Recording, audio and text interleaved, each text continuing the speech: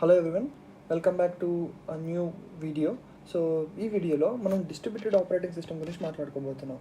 మీరు ప్రీవియస్గా నేను already multi processing, multi tasking, అలాగే multi program and batch and serial operating system గురించి కూడా చెప్పాను. లేకపోతే ఒకసారి వెనక్కి చూడండి, ఆ ఫ్లోలో మీకు ఇది కూడా ఈజీగా అర్థమైపోతుంది. సో ఇప్పుడు బేసికల్గా డిస్ట్రిబ్యూటెడ్ ఆపరేటింగ్ సిస్టమ్ అనేది మనం పేరులోనే అర్థమవుతుంది మీకు. డిస్ట్రిబ్యూటెడ్ అంటే ఒక్క పర్టిక్యులర్ చోటే ఈ ఆపరేటింగ్ సిస్టమ్ అనేది ఉండదన్నమాట. ఏంటిది కన్ఫ్యూజన్ ఉంది కదా, ఎగ్జాంపుల్ నేను చెప్తా.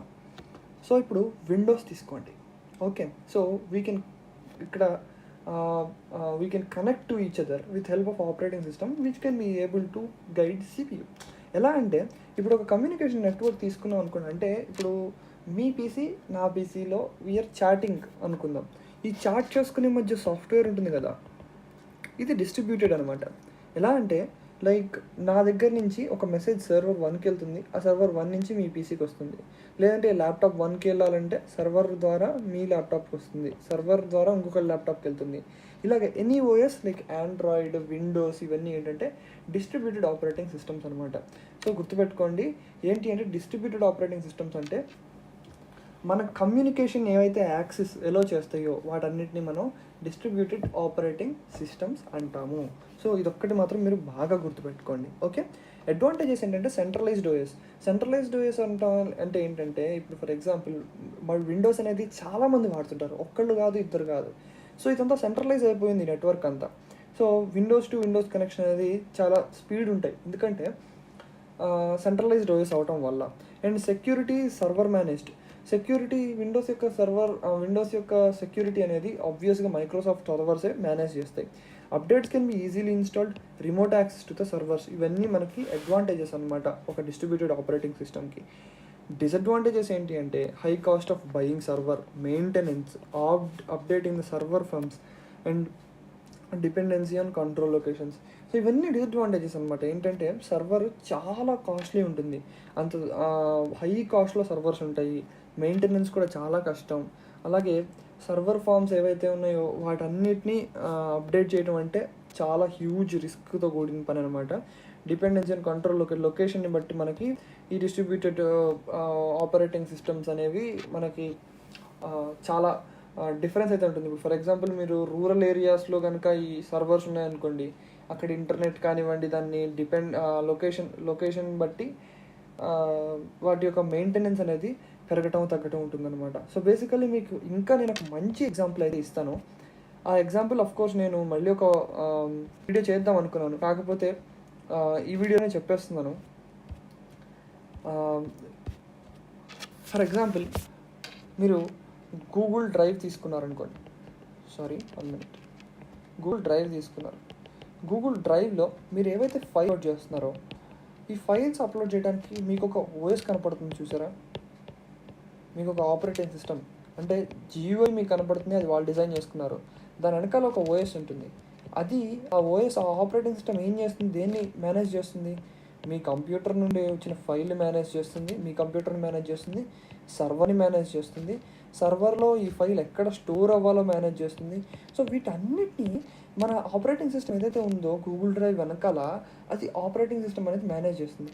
సో ఇప్పుడు దీన్ని మనం ఏమంటున్నామంటే డిస్ట్రిబ్యూటెడ్ ఆపరేటింగ్ సిస్టమ్ అంటున్నాం.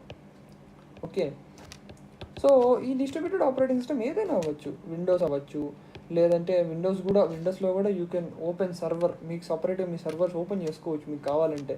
లినక్స్ అవ్వచ్చు, అండ్ ఆల్సో లోకస్ అని చెప్పి ఉంది, దాన్ని ఎక్కువగా యూజ్ చేస్తుంటారు. ఉబుంటూ సర్వర్ ఉంది, ఉబుంటూ సర్వర్ మీరు కావాలంటే డైరెక్ట్గా ఆపరేటింగ్ సిస్టమ్ డౌన్లోడ్ చేసుకోవచ్చు. లేదు మాకు ఇవన్నీ కుదరనుకుంటే నాస్ అని చెప్పి ఉంది.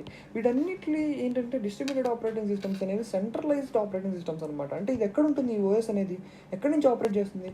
ఒక సర్వర్ నుంచి ఆపరేట్ చేస్తుందా? లేదు. ఒక సర్వర్ నుంచి ఎప్పుడు ఆపరేట్ చేసినా కూడా ఈ సర్వర్ కనుక డిస్కనెక్ట్ అయిపోయింది అనుకోండి, అప్పుడు కష్టం. కాబట్టి ఇది మల్టిపుల్ సర్వర్స్ మీద డిపెండ్ అయిపోయి ఉంటుంది. ఈ మల్టిపుల్ సర్వర్స్ అన్నిటి మీద ఈ ఆపరేటింగ్ సిస్టమ్ అనేది సెంట్రలైజ్డ్ జోన్లో వర్క్ అవుతుంది అనమాట. ఇదే ఆపరేటింగ్ సిస్టమ్ని అప్డేట్ చేయాలి అంటే ప్రతి సర్వరు ఆన్లైన్ ఉండాలి. ప్రతి సర్వరు ఒకవేళ రూరల్ పొజిషన్స్లో కానీ, వేరే చోట కానీ, డిస్కనెక్టెడ్ స్టేజ్లో కానీ ఉంటే అప్డేట్ అవ్వదు. కాబట్టి హై కాస్ట్ ఆఫ్ మెయింటెనెన్స్ ఉంటుంది. అలాగే ఒక సర్వర్ని కొనాలన్నా కూడా చాలా కాస్ట్ కదా. కాబట్టి ఎందుకంటే దానికి కంటిన్యూస్గా ఏసీ ఉండాలి, దానికి కంటిన్యూస్గా ఇంటర్నెట్ కనెక్టివిటీ హై స్పీడ్స్ ఉండాలి. అలాగే మనకి ఆ సర్వర్కి సంబంధించిన బిల్డింగ్ కూడా చాలా కష్టం. బిల్డింగ్ అంటే దాన్ని తయారు చేయడం కూడా చాలా కష్టం. తయారు చేయడం అంటే బిల్డ్ చేయటం, బియూఐఎల్డి, బిల్డ్ చేయటం, కట్టడం కాదు. కాకపోతే ఏంటంటే లైక్ మొత్తం డిస్క్లు పెట్టి ఇవన్నీ బిల్డ్ చేయటం అనేది, సర్వర్ బిల్డింగ్ అనేది చాలా కష్టం. ఎందుకంటే దానికి కావాల్సిన లోడ్ బ్యాలెన్సర్స్ ఇవన్నీ సెట్ చేయాలి. చాలా చాలా హ్యూజ్ ప్రాసెస్ అది దాన్ని. కాబట్టి మనకి బయింగ్ సర్వర్ కూడా చాలా కష్టం, మెయింటెనెన్స్ కష్టం, అప్డేటింగ్ సర్వర్ ఫర్మ్స్ కష్టం, డిపెండెన్సీ అండ్ కంట్రోల్. సో కాకపోతే ఎందుకు వాడుతున్నాము అంటే అవైలబిలిటీ ఎక్కువ దానికి. డిస్ట్రిబ్యూటెడ్ ఆపరేటింగ్ సిస్టమ్స్కి ఎప్పుడైనా ఒక్కటే అడ్వాంటేజ్, లైక్ అవైలబిలిటీ.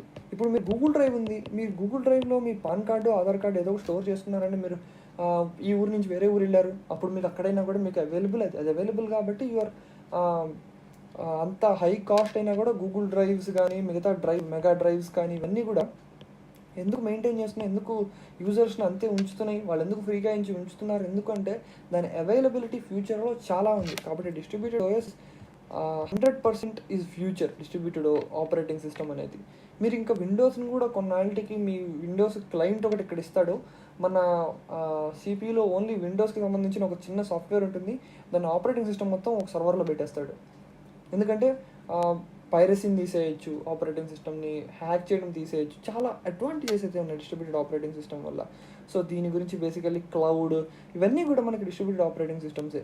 సో దీని గురించి డీటెయిల్డ్గా ఇంకా వెళ్ళాలి అంటే మీకు ఇంకా షెడ్యూలింగ్ కాన్సెప్ట్స్ వీటన్నిటి మాట్లాడేటప్పుడు ఎక్కడైతే అవసరం వస్తుందో డెఫినెట్లీ నేను అప్పుడు మళ్ళీ ఈ టాపిక్ని తీసుకొని మళ్ళీ I will explain very in depth. ఇప్పటికే చాలా డెప్త్గా ఎక్స్ప్లెయిన్ చేశాను, కాకపోతే ఏంటంటే ఇంకా డెప్త్గా వెళ్తే మీకు డిస్ట్రిబ్యూటెడ్ ఆపరేటింగ్ సిస్టమ్ మీద ఇంట్రెస్ట్ వస్తుంది. Distributed operating system is future అని చెప్పి ఈజీగా మీ నోట్తోనే చెప్పిస్తాను నేను. కంప్లీట్గా ప్లేలిస్ట్ చూడండి. Okay, thank you so much. Meet in the next one. If you haven't subscribe to my channel, subscribe చేసుకోండి. అలాగే మిగిలిన వీడియోస్ ఆపరేటింగ్ సిస్టమ్స్ ఏవైతే ఉన్నాయో అవి కూడా ఒకసారి చూడండి. Don't forget to like this and comment చేయండి. మీరు డిస్ట్రిబ్యూటెడ్ ఆపరేటింగ్ సిస్టమ్స్కి మీరు ఏవైతే మీరు అనుకుంటున్నారో ఇంకేం ఎగ్జాంపుల్స్ అయితే ఉన్నాయో వాటన్నిటిని కూడా ఇక్కడ నేను రాయనకుండా మిగిలిన ఎగ్జాంపుల్స్ ఏమైనా ఉంటే కనుక వాటిని కూడా ఒకసారి కింద కామెంట్ సెక్షన్లో చెప్పండి.